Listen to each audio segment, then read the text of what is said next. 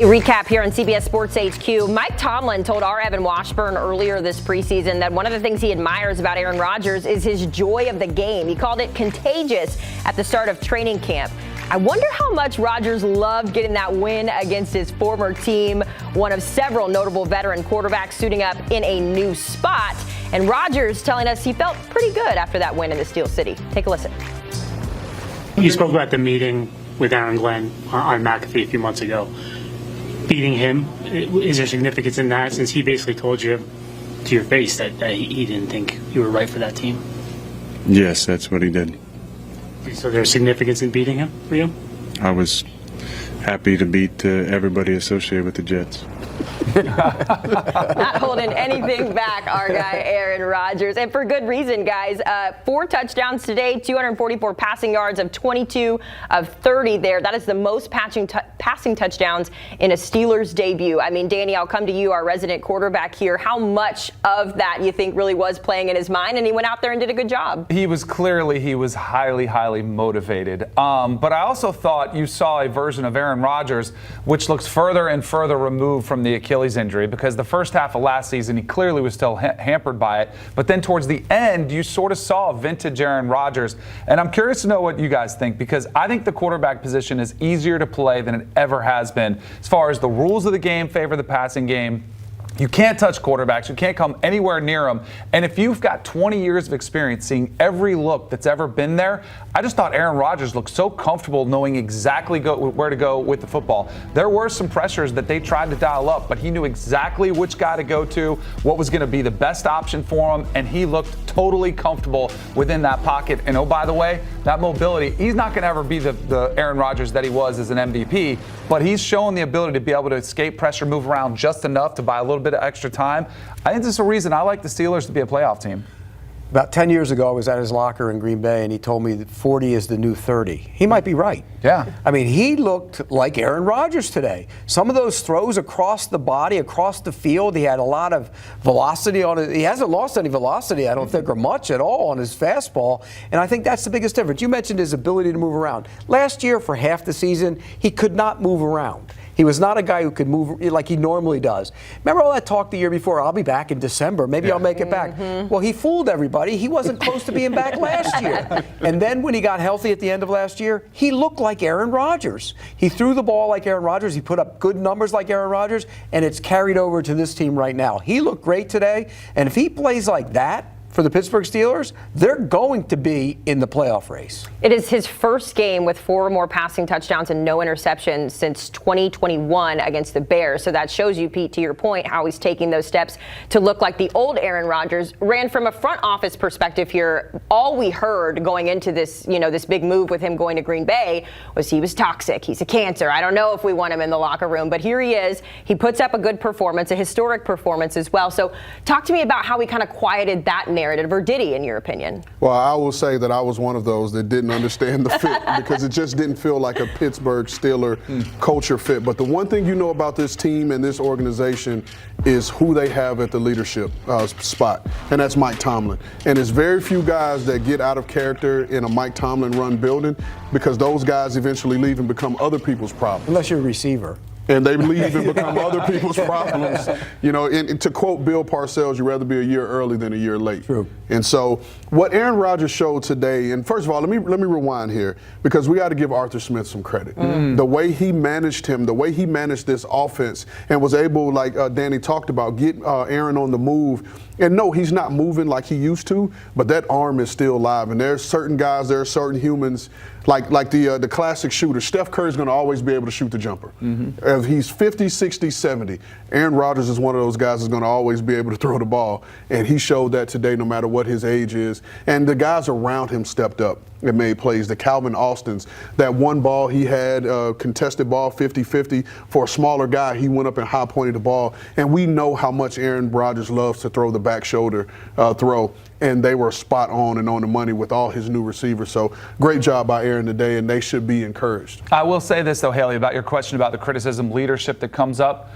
it's easy when you win. Yeah. Right? And everybody's going to love you when you win. What happens when they face a rough patch? What happens when a couple receivers drop the balls? That, I think, historically, because I think Aaron has very high expectations. The game comes easy to him. He makes these great plays. When the players around him don't step up and make those plays, that, I think, is when it's been more challenging for him to be that leadership role, to take a guy under his wing and kind of encourage him. He's been more likely to call guys out publicly.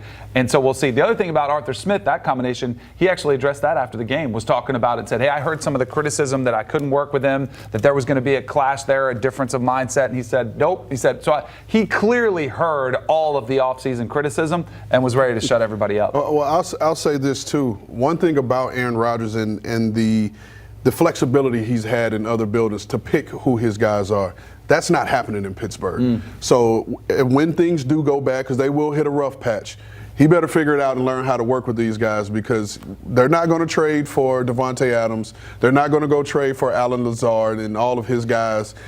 He's going to have to learn how to deal with DK Metcalf and Calvin Austin and the like. So he's going to have to figure that part out. You mentioned as well some of the supporting cast, and we think the skill position's right, but Chris Boswell banging out a 60-yard field goal to win this one. That is the longest in franchise history. So good news there for the Steelers. Let's go to the other side of the matchup. And before we talk about Aaron Glenn's debut as the Jets head coach, let's hear from Aaron on what he thought in this first game.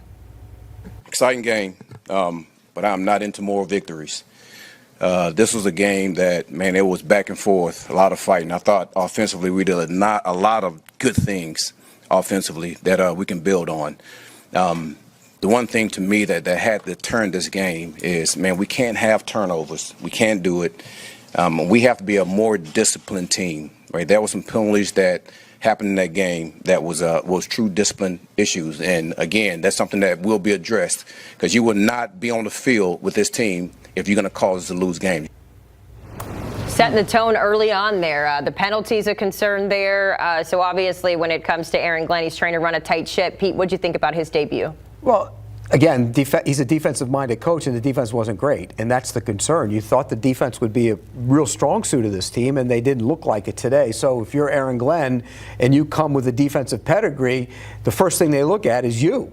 And so it's understandable that he's not happy with the way they played. And Aaron Glenn, he'll put it out there now. He's not going to hold his feelings back. He's going to put it out there. He told Aaron Rodgers to go home after he flew him all the way across the country. And then Aaron Rodgers beat him. So 1-0 for Aaron Rodgers the way it is right now. But I'm okay with Aaron Glenn calling his players out, and deservedly so for the way the defense played. No doubt. I love that he called him out publicly. I think this is a great hire for the Jets. I still do. I think it was a rough loss. 7 penalties for 74 yards. He mentioned we're going to clean that up. He will hold his players accountable, but the thing I think players will appreciate about him, he holds himself accountable too. And every player, like, as long as if you keep that target on everybody in the building, which I think Aaron Glenn will, then players will respond to that type of coaching. When you get called out publicly, he's not afraid to call anybody out. But I think if you went back and said you controlled the time of possession 35 minutes to 25 minutes, if you had over 100 yards rushing in Breece Hall, I think you probably would have felt like you went out and won that game. But I think it's more alarming that defense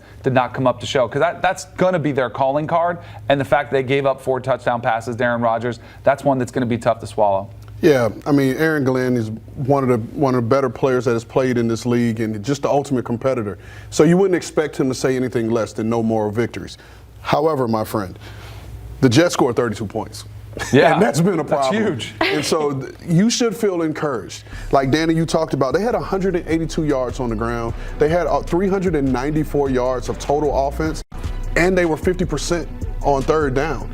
That is, you get this defense right, and you get this defense tailored to get some stops when you need them. They have enough on offense to squeak out some games. Not saying they're going to be a 10-9-win team, but they can be in some of these games and learn how to win these games, and that's what it's going to come. You're a first-time head coach, you're first time in this role. You're going to learn, and you got a bunch of new guys around you, a lot of holdovers from Robert Saleh's staff as well. But you have enough there to win these games. It's not going to always be pretty, but the Jets scored 32 points. Yeah. Does Justin Fields off to a good enough start to say, hey, maybe he can do some things with this offense? Because he made some throws today. You look at it and you go, okay. He looked like Did he take a step forward, though? Because I know when he was playing for the Steelers a year ago, that was the thing, right, where everyone felt like the offense was stagnant with him behind center. Well, it's still to be determined, but I thought he did some good things today. He played good enough to win. Yes, That's all you want to yes, ask from yes. your young quarterback in his first start with this Yep. organization. He played well enough to win. And I think that's what the type of game that you're going to see from him throughout the season. They're going to work in the run game, work in his legs, not ask him to go out there and throw for 300-plus yards. If you can have that type of mindset and be within a field goal, I think you'll take that every time. What'd you make of Justin Fields today? All you needed him to do is progress. Yep. And he showed that he put in the work this offseason, and you saw it on the field today. Now he has to become consistent with the progress to lead this team to victories. All right, so no moral victories for the Hell Jets, no. but a positive thing. step forward at the very least. We can all agree 32 points is certainly more than we expected them and more than what they did last year, so we always have progress. Unfortunately, for another team in the division, not so much. Tua Tagovailoa and the Dolphins, no good today. We'll talk about it after the break. Steelers Nation, we need to have a real conversation about what just happened in Week 1. Yeah, the scoreboard says we won, the record says 1-0, but if you watched that game, really watched it, you know what time it is. The Pittsburgh Steelers defense got exposed, and now one of our own is going public about it. I'm talking about Juan Thornhill, Steelers safety, veteran leader, and the guy who just put Mike Tomlin and the defensive game plan on blast after the win over the Jets. Let's break this down. Going into Week 1, expectations were sky high. We've got TJ Watt, Cam Hayward, a reloaded secondary, and a defense that eats up a chunk of the payroll. Against Justin Fields and the New York Jets, this was supposed to be the statement game, the kind of physical beatdown that sets the tone for the season. Instead, we got a shootout, a 34-32 nail-biter that could have gone either way. And the worst part? It didn't feel like the defense had control at any point in the game.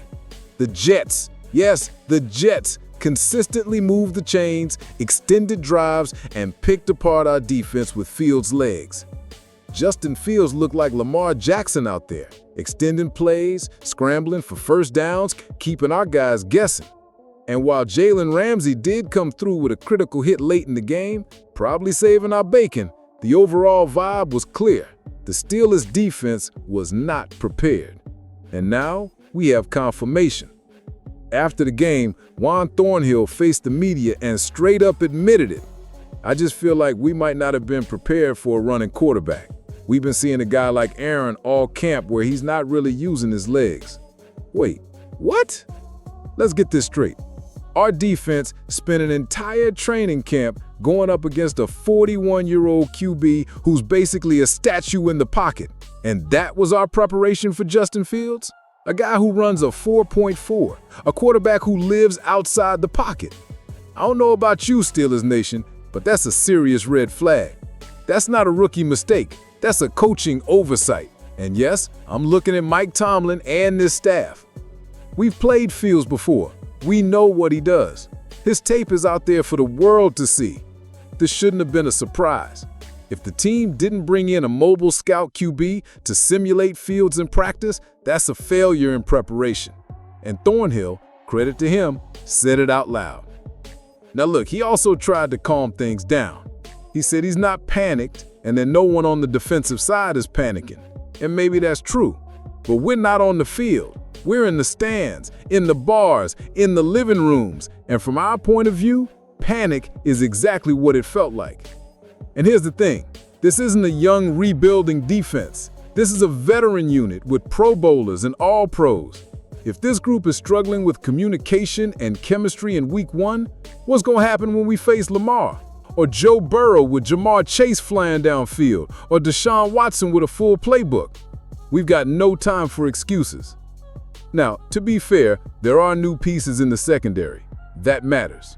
Thornhill is new, so is Ramsey. These guys are still learning how to trust each other, how to talk, how to make reads in real time. That takes time, but it's not an excuse for being out-schemed by the Jets. You're either prepared or you're not. And in Week 1, we weren't. So now the question becomes, how will Tomlin respond? Mike Tomlin is one of the most respected coaches in the league, and for good reason. But respect doesn't mean untouchable. If this defense continues to underperform with this much talent, this much experience, and this much investment, The heat's gonna rise, fast. Juan Thornhill just cracked the door open. He called it like he saw it, and that tells me this isn't just a fan reaction. The players know something's not right. That's serious. And here's where I'll bring it to you, Steelers Nation. Are you buying what Thornhill said, or was this just a heat-of-the-moment excuse? Do you think Mike Tomlin's defensive strategy was flawed in Week 1, or are we overreacting? How confident are you that this defense can bounce back and dominate in Week 2? Let me know in the comments right now. Let's get into it, because the excuses are running thin, and the AFC North is no joke this year. And hey, if you're riding with us, if you love this kind of honest Steelers coverage, smash that like button, hit subscribe, and turn on notifications. We're building a real community here at Steelers Nation Wire, made by fans, for fans, and we're just getting started. Week 2 is coming. Let's hope the preparation does too.